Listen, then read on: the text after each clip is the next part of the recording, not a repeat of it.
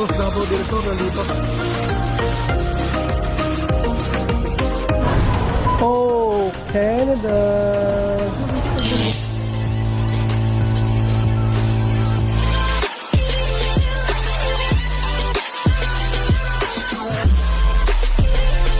Good morning mga par, welcome back to my channel again. Kamusta? Kamusta po yung inyong mga New Year, no? Kamusta po yung mga unang araw ng inyong 2026, no? Ay medyo busy ngayon, no? Dahil nandito ngayon sister-in-law ko at saka yung husband niya. At puro ano kami ngayon, mga parang puro gala, no? Ay mga gagawin kami dahil 2 linggo lang po sila rito, no? So, kailangan namin sulitin, no? At may sasakyan din kami. Kailangan naming sulitin na nandito sila dahil matagal na naman po bago sila makabalik, no? Baka sa summer na. So, yun mga par, no? Ang gagawin namin ngayon nga, unang-una mga par, magpapagupit kami, no? Iba-vlog ko rin yan mga par para mapanood nyo rin, no? Magpapagupit kami and then manonood kami ng sine after mga par. So, yun. So, bukas di ko alam kung ano pang gagawin namin. Pero susulitin namin itong araw na ito mga par, no? Habang nandito sila. So, yan mga par, no? Meron na akong babasahin mga par sa inyo na napakagandang comment, no? No, hindi ko papalagpasin to mga par dahil napakaganda ng comments niya, no?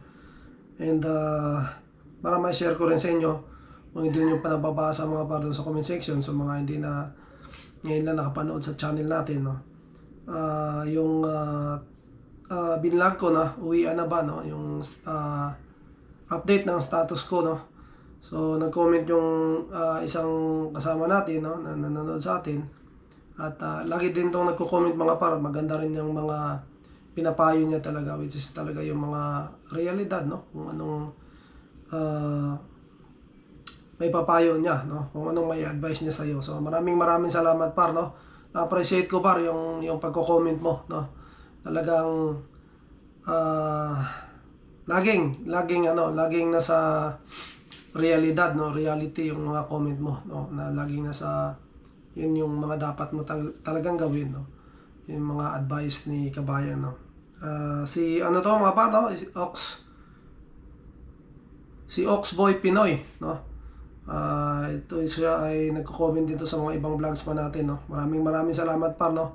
Sabi ko na-appreciate ko yung mga advice mo, no? So basahin natin yung advice niya mga par, no? Yung kanyang comment doon sa vlogs natin, no? Sabi niya rito mga par, no? Par, what happens next pag na-approve yung visit visa mo? Dapat kumuha ka din ng health insurance mo plus yung anak mo. Otherwise, mas malaki gastos sa ospital. My advice is, uwi muna kayo ni Inday, wait for your wife to settle and get approved for PGWP to PR. Makakalipat siya sa murang bahay at hindi ma-drain ang resources nyo. It's difficult pero nagkahiwalay na din naman kayo ng misis mo nung nagbabarko ka. Balik na lang kayo ni Inday pag na-approve na PR. If tourist ka kasi, di ka din makakatrabaho. Mahal ang kondo at gastusin dyan without enough income. So, yun. Napakaganda mga par, no? Dahil talagang sapul na sapul yung kalagayan natin sa ngayon mga par, no? Yung advice na napakaganda talaga, no? So, yan. Gusto ko lang ding, yun nga, gawa ng video to para sagutin din yung kanyang komento at para na rin ma-share din natin sa mga iba pang nanonood sa atin mga par, no? At para magkaroon din sila ng idea, no? At yun, dito nga mga par, no? Pisa natin to sa comment niya. Ito pong comment niya ay talagang ito ang dapat mong gawin, no? Ito talaga ang pinakamagandang advice, no? Sabi pa nga niya rito, mahirap, no? Pero talagang ito yung dapat mong gawin para makasurvive ka, no? Para talagang hindi ka rin talaga mahirapan dito, no? Dahil lagi kong sinasabi mga par sa mga vlogs ko, no? Pag pumunta kayong Canada, no? Na i-vlog ko rin naman sa ibang mga videos ko, no? Pag pumunta kayong Canada, no? Number 1 po talaga, no? Na may pera kayo, no? Siguraduhin nyo na may enough funds kayo, may pera kayo na dala nai-assume nyo na kung nangyari sa inyo yung ganon, no? Katulad ng nangyari sa akin mga par na lang, no? Example ko na lang, no? Pag nangyari sa inyo, yung katulad sa nangyari sa akin, kaya nyo bang mabuhay dito sa Canada, no? Kaya nyo bang ang mga bills dito, yung mga bayarin nyo, mga par, no? Kaya nyo bang makasurvive, no? Sa katulad ko ang kalagayan, no? Yun yung dapat isipin nyo mga par, hindi lang katulad na iniisip namin noon, hindi lang mga par na makapasok ka lang rito, okay na, no? Tapos dito mo na gagawin yung iba, no? Yung kumita ng pera, yung magtrabaho, no? Hindi po yung ganun kadali, mga par. Talagang napakahirap, no? Kaya saludo rin tayo doon sa mga kababayan natin na talagang kumakayod, mga par, no? Pero sabi ko nga, pagbago ka, lalong-lalo na pagbago ka nag-abroad, no? Wala ka pang karanasan sa ibang bansa, mahirapan ka po talaga, no? And sa ngayon, sa panahon ngayon mga par, sa totoo lang, hirap. Mahirap ngayon, wag na kayong maniwala doon na sa mga nagsasabi dyan sa Pilipinas, no? Yung mga kaibigan natin, mga immigration consultant dyan na kaya nyo kitain, no? Dito sa Canada, yung tuition nyo, no? Kaya nyo dito mag-ipon ng tuition. Huwag nyo pong gagawin yun mga par, dahil talaga may stress kayo pagdating dito, sa totoo lang, no? Dahil napakahirap po niyan, no? Marami ng siguro dati nung panahon before pandemic pa nga par, no? Talagang medyo siguro kaya mong gawin yon, no? Pero mahirap pa rin. Lalo na ngayon mga par na nagkakaigbitan na rito sa Canada, no? Talagang napakahirap yan, napakahirap mga par, no? Kaya nga kailangan, number one, meron ka talagang pera, no? Isipin mo yung pinaka malalang mangyayari sa'yo rito, no? So ang pinaka-solusyon diyan mga par is pera talaga, no? Dahil pag nawalan ka ng status, hindi ka na pwede magtrabaho, so saan ka kukuha ng pera, no? Kung wala kang pera nakatabi, wala kang nakapondo, paano na, no? So pag nandito ka na, siyempre kung gusto mo umuwi, pera pa rin mga par, dahil ang pamasahe, no? Hindi naman libre yung pamasahe pa uwi, no?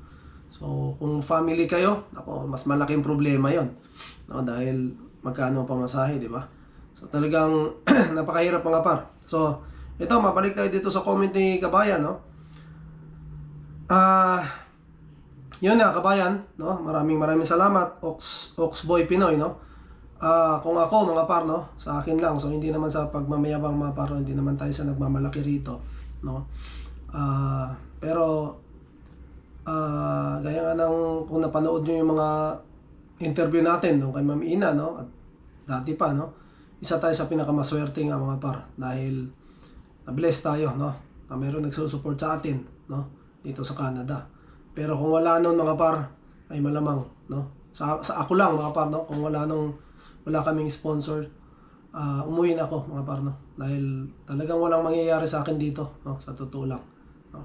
Pero yun nga, isa kami sa pinaka-bless na nandito sa Canada mga par, na may nagsusupport sa amin. So nakita nyo naman, nakatira kami rito sa mahal na tirahan mga par, no? So diba, yan, hindi ko na mga par, no? Hindi ko na sa inyo kung napanood nyo naman siguro, no? So napakaswerte namin, no? Sa sitwasyon namin ngayon. Kaya sabi ko nga, kahit hindi ako dati mga par, no? Kahit hindi ako magtrabaho mga par, no? Kahit dito lang ako sa bahay, kahit pag-stay lang ako rito, kaya namin mabuhay mga par, no? Or kaya namin makasurvive dahil may sponsor kami, no? At sila nagsusupport, no? Sa amin, no? Pero kung wala mga par, no, malamang talagang umuwi na ako, no? Hindi ko na ipipilit yung sarili ko rito dahil walang mangyayari talaga, no? Dahil pag nandito ka sa Canada at wala kang trabaho, talagang wala, no? Pera na lang kung mayaman ka nga talaga mga par, no? Marami kang dalang pera, no? So sa sitwasyon namin, mayroon lang talaga kami sponsor, kaya nakakasurvive kami mga par. Dito kaya doon sa ni Kabayan, sa comment niya, no, mas maganda nga yun gawin, no? Pero Kabayan nga, may sponsor kami, may nagsusupport sa amin, so hindi ko kailangang umuwi, no? Pwera na lang siguro kung wala na talaga akong status, kagaya ng hindi ako mabigyan ngayon ng aking extension, may refuse ako, no, ng aking tourist visa. So wala na akong status dito sa Canada at hindi na siguro kung hindi na magawa ng paraan, no, kailangan ko na talagang umuwi, no? Pero sa ngayon, no, naghihintay pa naman tayo ng result. At umasa tayo na positive mga par, no? At kung hindi man, no, at hindi na rin magawa ng paraan, so kailangan na talaga nating umuwi ng Pilipinas muna, no? So doon pa namin iisipin yung aming mga gagawin mga par, no? So sa amin medyo mahirap, no? Pero ganun talaga, no? Pero hanggat may status pa tayo dito sa Canada, hanggat mayroon pa tayong at hanggat legal pa tayong magstay, no? Magstay tayo mga par, no? Kaya ayun, kabayan, no? Maraming salamat, no? Gusto ko nga ginawa ko talaga ng video to dahil napakaganda ng comment mo, no? At talagang gusto ko ba panoodin ng mga iba, no? Mga nanonood sa atin dahil yung iba hindi naman baka hindi nabasa yung comment, no? So gusto kong gawa ng video para mapanood na ng ibang mga kababayan natin, no? At mga nagbabalak mag-Canada mga par, no? Lalong-lalo na sa panahon ngayon, no? So ang realidad, no, ang reality dito sa Canada mga par, hindi pwede yung wala kang pera, no? Papasok na lang dito basta-basta, no? At sasabihin mo na dito ka magtatrabaho, dito mo kukunin lahat, no? Kaya lalong-lalo na kung naka-study visa ka. No? At isipin niyo munang maigi mga par kung kaya na ba ng fans nyo, no? Kung may support kayo, no? Lalong-lalo yung mga may kamag-anak rito, no? No, isipin nyo yung pinakamalalang mangyayari sa inyo, at doon mo i-assist yung sarili nyo kung kaya nyo bang mabuhay pag nangyari yun, no? At pero kung marami naman kayong pera, walang problema yun mga par, no?